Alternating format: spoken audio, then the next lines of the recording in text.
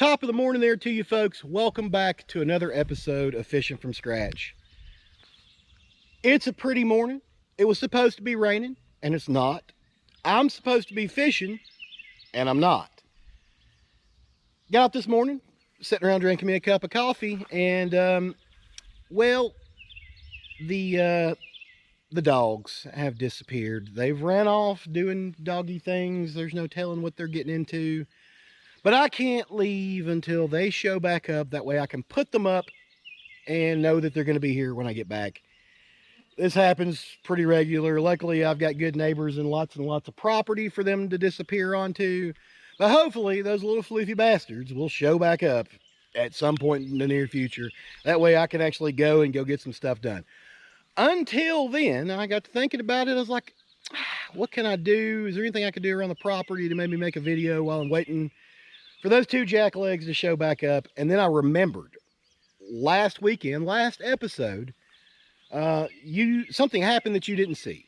When I was going to go check out that wreck, make sure those people were okay, I had the cane pole in the back of my truck and it was sticking out a little too far. When I backed up, I backed into some limbs and it broke it. It broke the old cane pole, and I made that cane pole in my very first video, and well, it's just time to make another one with a little bit better video quality. So hang around. I'm going to crawl off down in here, and I'm going to show you step by step how to make a cane pole, at least like the ones I make. I don't know if it's perfect, but this is the way that I've always done it, and you've seen it work, so you know that it works. So hang around. Let me get down in here and pick us out a proper stick, and we'll make a pole out of it. All right. Well, first things first, we got to have a stick. And to liberate a stick from the ground, we're going to have a knife. Well, just so happens I've got a knife. So let me get off down in here. What we're looking for is a decent size stick that, hey, there they are. Look at them. You bunch of assholes. Go on. I don't even want you now. We got to have something the right size and the right thickness and kind of the right straightness. That's the other thing you want. As anybody will tell you, you don't really want to bend in your pole. So let me get off down in here and let's see if we can find exactly what I want to make exactly what I need. Oh, I think we might have found our stick.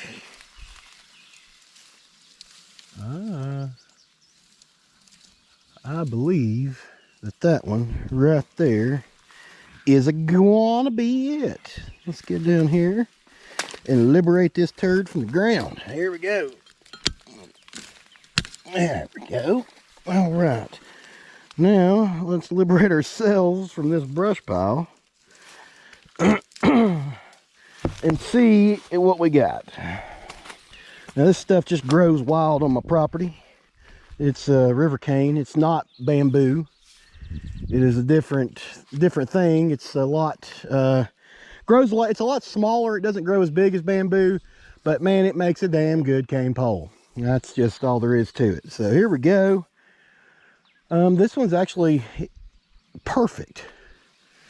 It's good and straight. It's good and long, and it doesn't have a whole lot of limbs for me to take off. So this is going to make a good cane pole. So what I'm going to have to do next, since I've got this thing, and all right, before anybody says anything about this, I'm going to address it. Now, you can see that I've mowed the yard, but you can also see that there's a lot of it that's grown up. Now, I promise you, I promise that I have mowed it, but the stuff keeps growing back. I swear. I don't know what it is, but the stuff keeps growing back. So don't hold that against me. I'll get around to it. We're going to mow all this again at some point in the near future, but not in this session. So let's continue on here. So what I'm going to do next is I'm going to go down the length of my shaft here and I'm going to break off all of the limbs. Now, all you have to do that is kind of go against the grain. So what you're going to do is you're just going to grab it and pull against the grain, and they will just break off because, you know, it is just a grass So against the grain and snap right off. And I'm going to go back over this with my knife. I'm going to clean all this stuff up before we move on to the next part of this. But I want to get down to the end here. So we're not going to go all the way to the tippy tip. The rule of thumb is you want it at the tip to still be strong enough to hold the biggest feasible fish that you're going to catch. So I'm not going to go any further than that right there. I think that's going to be about perfect. All right, what you need to remember before you cut the end of your piece of cane off to make your pole here is you got to remember that you're going to be attaching line to it. And I'm going to show you the process here in a minute, but this is one of the most important things that you need to remember. So this is the final section that I'm going to want to keep here. I don't want to go any further above this because it's going to get substantially weaker above it. You can see how much it bends above this section. This is a little bit darker green.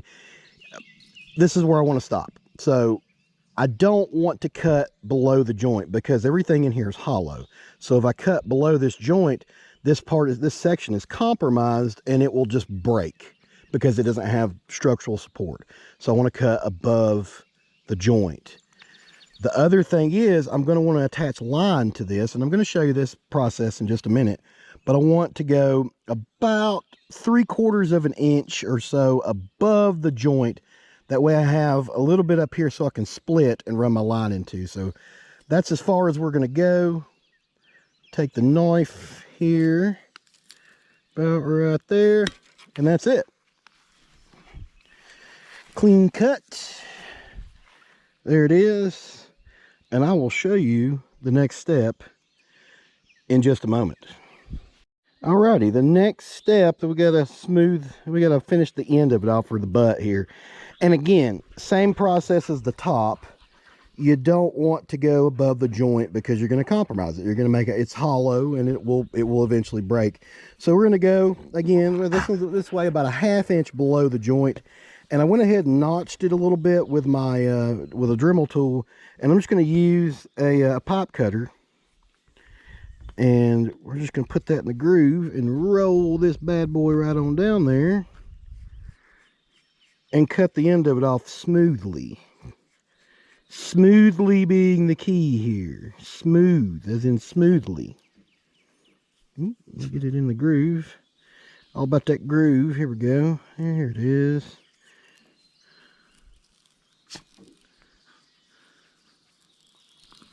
It shouldn't take much. This stuff is pretty soft. A couple little rolls around. All right.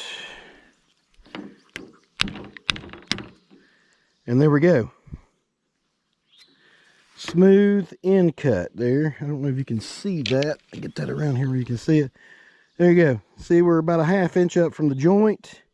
And smooth cut off in. That way it's not going to be stabbing me or cutting me or sticking in my hands or my pant legs or whatever when I'm carrying this thing. Smooth cut. So let's move on to the next step. Hey, here you go. Pipe cutter on the cane pole. It works every time.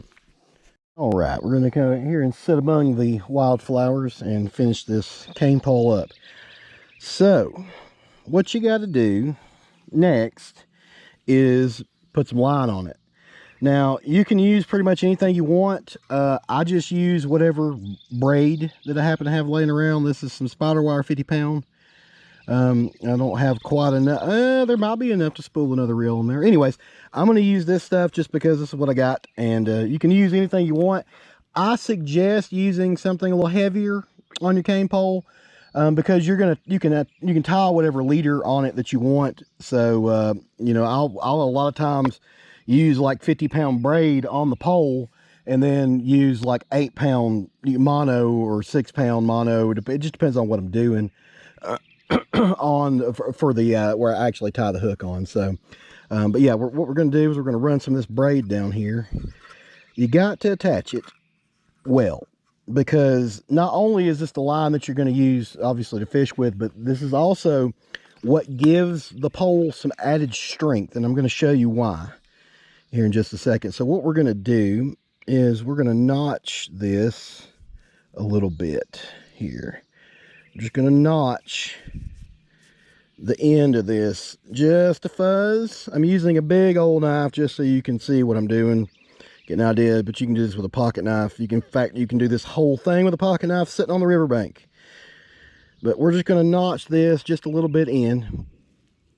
And I'm going to tie just a basic loop knot in the line here. Just tie that up. Whoop, come here. There we go. Basic loop knot. Now I'm going to run this back through itself to make the cinch, just like that. There we go. And I'm going to just, all I'm going to do is I'm just going to loop it around and attach it right to my rod there.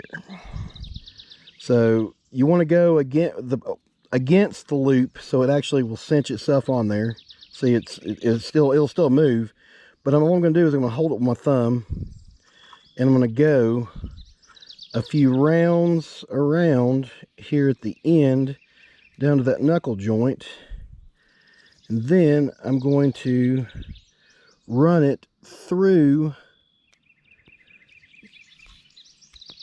the little part that I cut off there.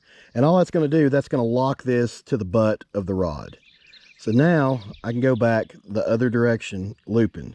So I like to run a few loops down here at the end just to keep everything plenty of room for it to lock itself down over time.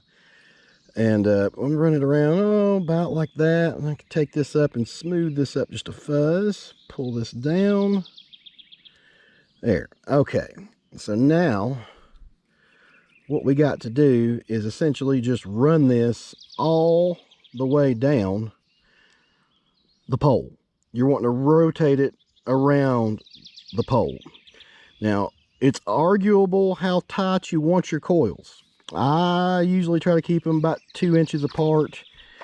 And I don't know the science behind it, but that's just what I've always done. And I'm meaning for 2 inches from here to here. And you're going to do this all the way down the length of the pole, and then you're going to tie it off at the end, and then this becomes your line. What you're doing here when you're doing this process is when the line pulls at the end, it cinches on the pole all the way down, and it distributes the weight across this line a little more evenly, and it just adds some strength and rigidity to your pole. And you know, the older you get, the more strength and rigidity that you want in your pole. So we're just going to continue on here without saying anything about that terrible joke, and we're going to roll this right on down to the end. So, all right, I tend to get a little tighter on my coils down here towards the end, and I don't know, again, I don't know if it actually adds any strength down here to the tip end, but I have not had any problems with my rod breaking on even some of the bigger fish that I've caught on the cane pole. So again, you know, it's one of those things, if it ain't broke, don't fix it. So we're almost done here. Okay, now we're at the end. So what you want to do here at the end, I got to keep this stuff tight. We're going to need our knife. Now here's why we left this bit at the end here. We're going to take our knife. We're going to split. Just split it. I'm going to run this around a few times, probably 5 times. Then we're going to take what we just split, or the line, and we're going to run it through the section that we just split, if I can find it. There it is, like that. Now what that did is I run it around it, and that just locked it off. So now I can go back the other direction here, as tight as I can muster by hand. I'm going to go back the other way 5 or 6 times, and we're going to go back through it again. Okay. What that just did is that locks the end of your line down. That keeps it from just spooling off. You know, you're going one way a few times, notching it through the notch, and then going the other way a few times, notching it back through the notch. That kind of locks it down, keeps it from just pulling off as easy. And we're going to run a simple knot on it here in just a second. But the next step is we're going to run the line out the length of the pole. Now, you're limited. This is the limitation of the cane pole. You're limited to as much line as the length of the pole is, because if you go too much further, and I usually go about a foot past the length of the pole, if you go much further than that, it's just too much line to deal with. You just can't handle it. You've got buku's amount of line, makes it hard to cast it or flip it or whatever you want to call it. It just makes it more difficult to do that. So you're kind of limited. You're just limited to the length of the pole for the most part, maybe a foot over. I usually go about a foot over. Okay, so here we go. So we've run the line all the way down the length of the pole. Now we're down here at the end. All I'm going to do is I'm going to run this, make a loop, run it back through where I got a loop off there, and I'm going to run my line through that. And all that's going to do is just make a simple little clinch knot. Whoop, come back here to hold that on there just a little more tight. So we're just going to cinch that down, and there we have it. Well, we are done with the cane pole here. This is a finished product, but we're not done. Next comes the hardest step for me, and that is not instantly going to use it. The thing needs to cure. It needs to dry out a little bit. That'll strengthen it up. It'll moisture will get out of it, and it will harden up and be a lot better to use. If I take it out and use it when it's green and hang anything of any kind of size, it will break. So what we're going to do is we're just going to set this thing on top of the yak for now, and let's let it sit there for a few days and dry out. And that way it'll harden up, and we'll be able to put that thing to some use. And maybe this one will last more than a year, because the last one was in good shape until it wasn't in good shape, and then, well, it just happens. So I have got to clean up some of this mess. Goodness. All this crap I collect when I'm out in the kayak, I end up just throwing in the cup holder. Need to be thrown away. Anyways, well, that's it. That's the end of the cane pole. Or better to say, that's the beginning of the new cane pole. That's all the time I've got today, y'all. I've got plenty of stuff to do around here. I've got to get at mowing some of this grass. I swear every time I mow it, it comes back. It's ridiculous. But anyways, I've got to get back to doing a little work on the old property. I hope you guys enjoyed this episode. I hope you learned something. Go out and make your own cane pole and let me know how it works for you. You've seen how it worked for me. I can't promise you're going to go out and land your next personal best, whatever you're fishing for, on it, but I can promise you this: you'll have a lot of fun doing it. And that's kind of the name of the game. It's just going out, catching a few fish, and having a good time. Guys, I hope you enjoyed this video. If you did, reach down there and hit that like button. Let me know you like it. Think about subscribing to the channel. I promise there's going to be some good stuff upcoming. I got a lot of stuff down the pipe. I just got some maintenance around the old property to do that's going to kind of hold me up for a little bit. But as soon as all this crap gets done, we get back into fishing shape, we're going to be right back out at it. And we'll take this new cane pole out and put it through its paces. Guys, I hope you enjoyed the video. Thank you for watching. Fishing from Scratch is out. We'll catch you next time.